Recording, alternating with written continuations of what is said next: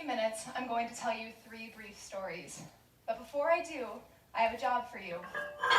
All you have to do is not think of a pink bunny rabbit. That's all you have to do. Just do not think of a pink bunny rabbit. My very first story is about avoidance.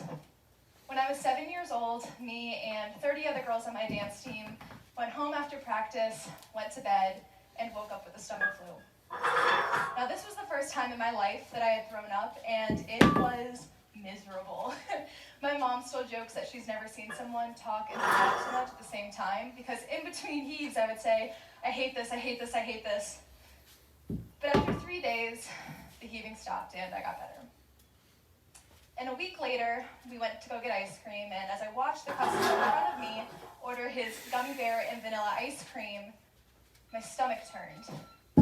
A ball formed in my throat and my guts tied in a knot. My hands felt like they were on fire and my fingers tingled. In a moment of pure adrenaline, I looked at my mom and I said, I think I'm going to be sick. And so she threw me in the back of the car and we raced home. And as soon as we got to the garage, I took off and sprinted towards the bathroom and stuck my head in the toilet, and I waited. And I hyperventilated, and I waited. And I cried, and I waited. And 45 minutes passed, and I still hadn't spoke because every time I opened my mouth, it felt like an invitation to gag, and I just couldn't let that happen. So I just sat there, and I waited. And after about an hour and a half, I thought, maybe I won't actually get sick. You see, this was my very first panic attack, of which I would continue to have once, if not twice a day, for the next 4 months. I developed something called emetophobia, the intense and irrational fear of throwing up. I hated throwing up. I hated it so much that I would do anything in my power to avoid it. So I stopped eating. In my 7-year-old brain, if I didn't have any food in my stomach, then I had nothing to throw up. But the hungrier I got, the more nauseous I felt, and the less likely I was to eat anything at all. It was a vicious cycle that left me 45 pounds lighter in 6 weeks. And so after my parents noticed this disordered eating, they immediately put me into therapy, and thank goodness that they did, because I learned that avoiding food was clearly not helping, and I learned to rationalize my fear. And after months and months of therapy, I got better. Now, have you thought of the pink bunny rabbit yet? Really this time, just do not think of a pink bunny rabbit. My second story is about denial. I continued to be good for quite some time. I put on a healthy amount of weight and I made a lot of friends.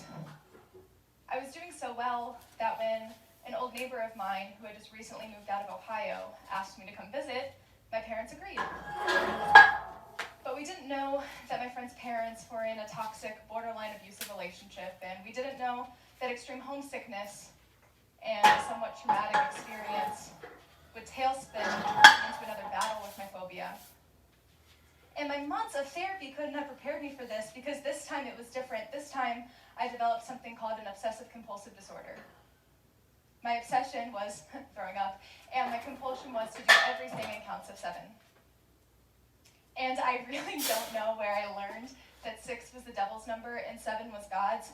But I thought that if I did everything right according to this mathematical and, quite frankly, anal God, that he would protect me from my greatest fear. And so every time I crossed a T on my homework, I did it 7 times. Every time I got out of my homework, I did it 7 times. And every time I got out of bed or put up my hair or washed my face, washed my hands, touched my desk, stubbed my toe, I did it 7 times. And it was all in this hope that I could deny the possibility that I may be sick in the future, which is why my greatest compulsion was to tell myself, you won't be sick 7 times a week. Well, I lost a lot of friends this way, because not a lot of 5th graders want to be buddies with the girl who taps every desk on her way to lunch and talks to herself. And it scared the hell out of my parents, so I went back to therapy a 2nd time. And I am so grateful, because I learned that I probably couldn't deny the possibility that I would be sick in the future, and I learned to cope with my fear, and eventually, after months and months and months of work, the tapping stopped. All right, final time. Do not think of a pink bunny rabbit, okay? Just do not think of a pink bunny rabbit. Just don't think of the pink bunny My rabbit. third and final story is about isolation. I consider the next period of my life to be somewhat of a remission period. I thought it was behind me. I blamed Don't think of the pink bunny rabbit! Misunderstanding. But when my grandmother passed away unexpectedly, it threw me for a lot of emotions I wasn't equipped to handle. You see, my grandmother was the woman who I identified with most. My grandmother was the woman who actually passed down mental health issues. She was a classic agoraphobe, afraid of grocery stores and big crowds, and the disease actually took her life when she was no longer stable enough to digest food properly, and her heart stopped when her weight fell below 100 pounds. And so in my emotionally weakened state, my emetophobia came back, and I mean stronger than ever. I remember standing at the top of my bedroom steps crying for my parents, too afraid to come downstairs and throw up on the floor.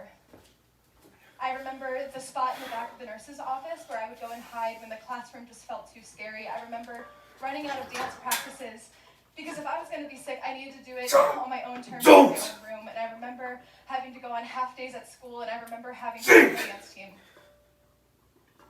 I also remember being almost 16 at the time. The pink bunny rabbit! Ridiculous. I probably doesn't exist! My parents' bed. I wanted freedom from this disease, but until I could feel safe, I wanted isolation. And so I voluntarily put myself back in therapy this time. And the very first thing I asked my therapist when I got there was, why am I so afraid of this stupid fear? It doesn't exist! And she looked up from her pad of paper.